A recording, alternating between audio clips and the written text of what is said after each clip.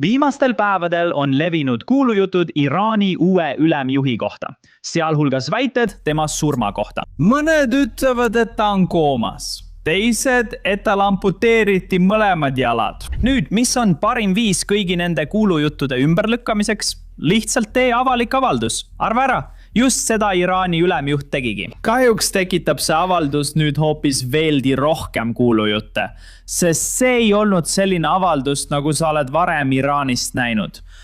Tavaliselt on Iraani ülemjuhid rahva ette astunud või vähemalt videopöördumise teinud. Seekord loeti televisioonis ette tekstisõnumi avaldus. Ainult kirjalik avaldus, et minuga on kõik korras. Ei videot ega heli. Kuidas oleks nii? Kuulake avaldust ja andke teada, mida arvate. Selle saime just. Iraani riigimeedias luges saatejuht ette Iraani uue ülemjuhi Mustafa Khamenei avalduse. Ja Reuters toob välja mõned olulisemad punktid sellest avaldusest, öeldes, et ülemjuht ütles avalduses: me usume sõprusesse naabritega ja sihime ainult baase ning jätkame paratamatult. See ei ole tõsi. Me teame, et rünnatud on paljude Pärsia lahe riikide elamu- ja tsiviilinfrastruktuuri. Iraani uus ülemjuht nõuab avalduses USA baaside kiiret sulgemist piirkonnas ja ähvardab neid rünnata. Ta ütleb seda taas riigimeedias avaldatud avalduses. Tundub, et ta ei maini selles avalduses üleskutset Iraani rahva ühtsusele ega osalemist Qudsi päeval. Quds on araabiakeelne sõna Jeruusalemma kohta ja see päev langeb tavaliselt Ramadani viimasele reedele.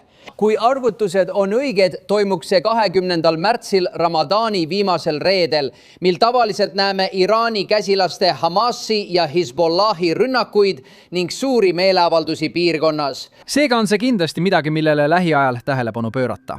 See on esimene avaldus Iraani uued ülemjuhilt Mustafa Khameneilt. Ta räägib rünnakutest Pärsia lahe riikide ja USA baaside vastu ning mainib Hormuzi väina.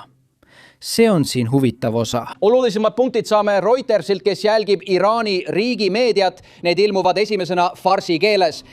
Iraani uus ülemjuht ütleb, et Hormuzi väina sulgemist tuleks jätkata vahendina vaenlase survestamiseks. Ja seega on retoorika, mida kuuleme Iraani uued ülemjuhid, üsna sarnane tema isa omaga. Tuletame meelde, et Iraani endine ülemjuht kõrvaldati selle sõja alguses, kui algasid operatsiooni eepiline raev esimesed löögid. Nendes esimestes löökides hukkusid ka Mustafa Khameneis naine, ema ja poeg. Ma ei heida seda talle ette, sest mõistan, et ta ei soovi pärast juhtunud avalikkuse ette tulla. Ta kaotas just kogu oma pere raketirünnakus. Ja lisaks sellele on Iisrael väga avalikult öelnud, et nad kavatsevad võtta sihikule iga viimasegi Iraani juhtkonna liikme. Nüüd on probleem, et ta ei andnud isegi videopöördumist, kuigi teised Iraani juhid teevad just seda. Näeme, et Iraani president ja välisminister esinevad videopöördumistes ning USA teleintervjuudes. Aga tundub, et Iraani ülemjuht kardab kõike liiga palju. Võib-olla on see hoopis midagi muud, sest siin on kuulujutud, millest kõik räägivad. Kuulake. Viimastel päevadel on levinud kuulujutud Mustafa Khamenei vigastuse põhjuste ja raskuse kohta. Viimase 3 päeva jooksul pärast tema kinnitamist Iraani kõrgeimaks juhiks pole temast midagi kuulda olnud.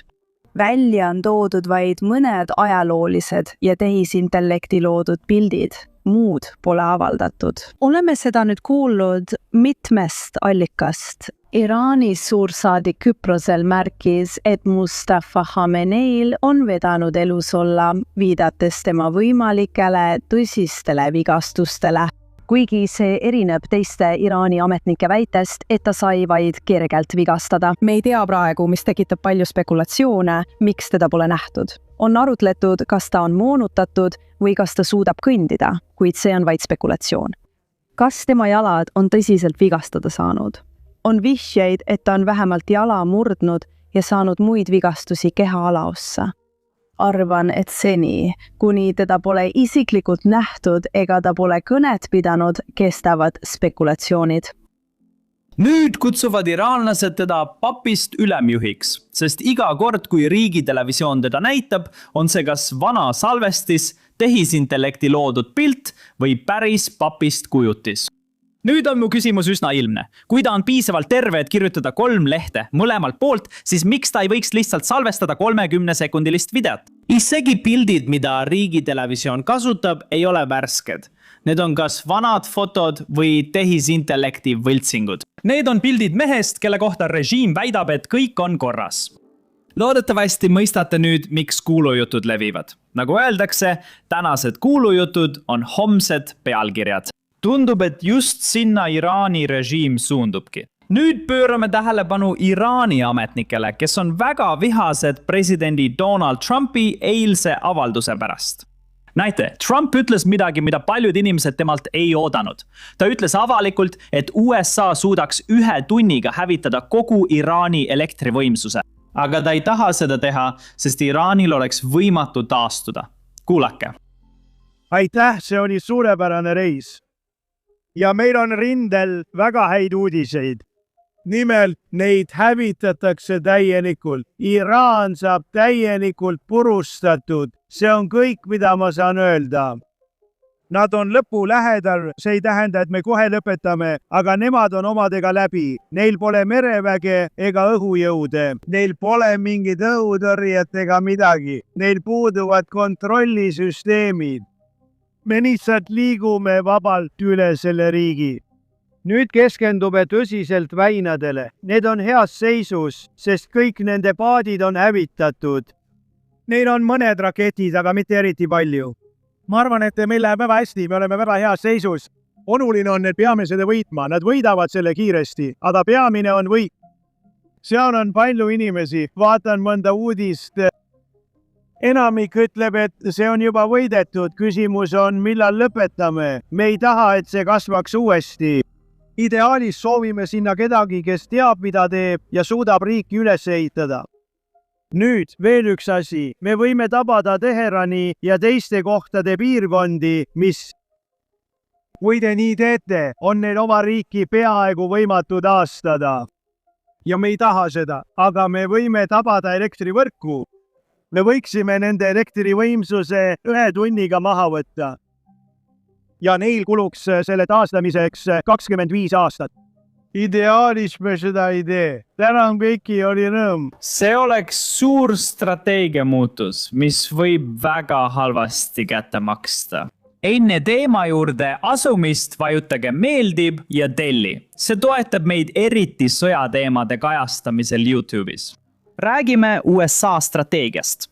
USA administratsioon polnud rahul, kui Iisrael ründas Iraani naftahoidlaid. Sõjalise operatsiooni eesmärk on hoida Iraani avalikkus meie poolel, et nad aitaksid režiimi vahetada ilma USA vägedeta koha peal. Aga kui sa hakkad ründama tsiviilelanikele mõeldud taristut, riskid sa sellega, et elanikkond pöördub sinu vastu. Arvestades, et paljud Iraani elanikud soovivad režiimi vahetust, on tähtis hoida neid meie poolel. Seetõttu kahtlen ma, et president Trumpi strateegia elluviimine oleks hea mõte.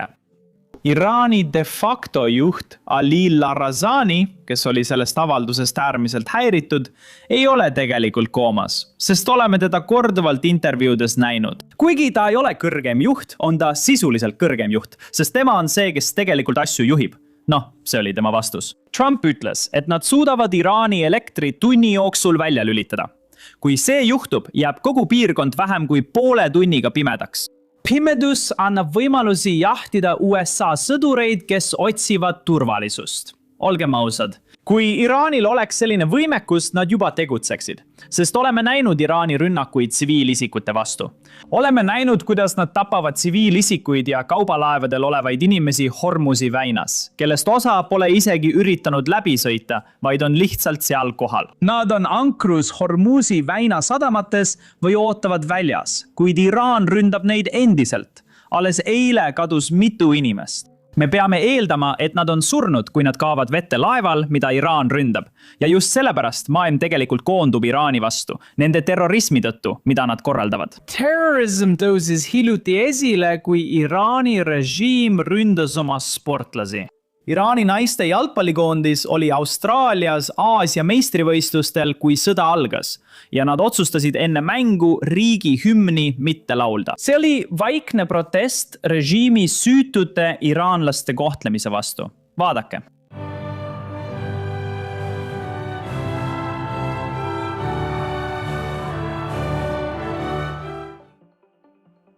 Tõesti, kiitus neile. Seda peame meeles pidama kõigi seas, kes soovivad ajatollat leinata.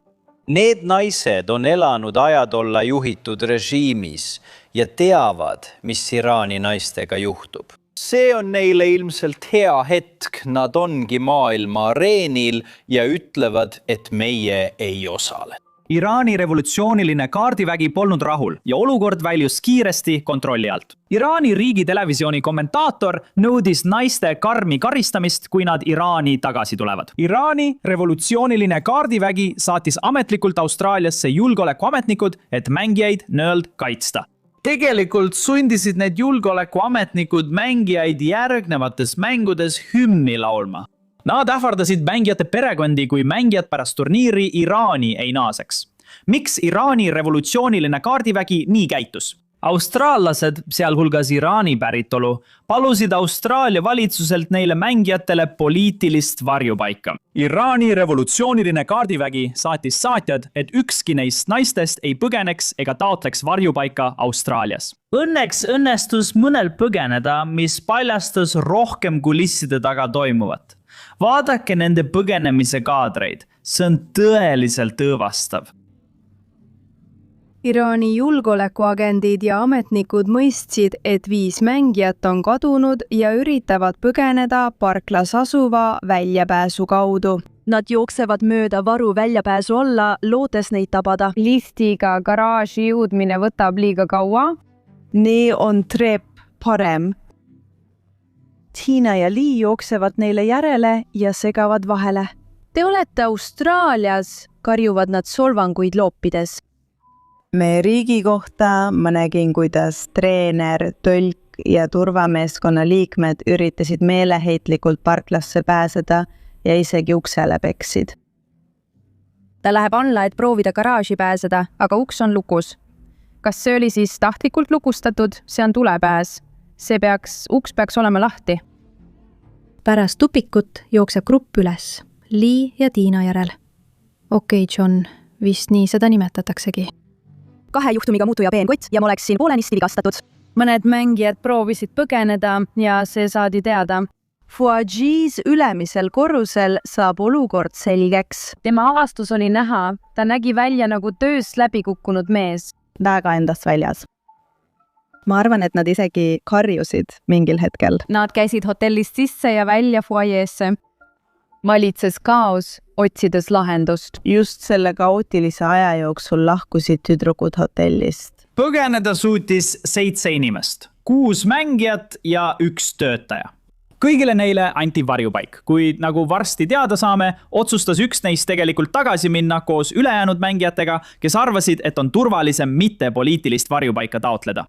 Soovin nüüd rääkida sellest, mida oleme teada saanud pärast mängijate avalikke sõnavõtte. See põgenemine näitas, kuidas Iraani revolutsiooniline kaardivägi kontrollib sportlasi välismaal ja see algab juba enne riigist lahkumist.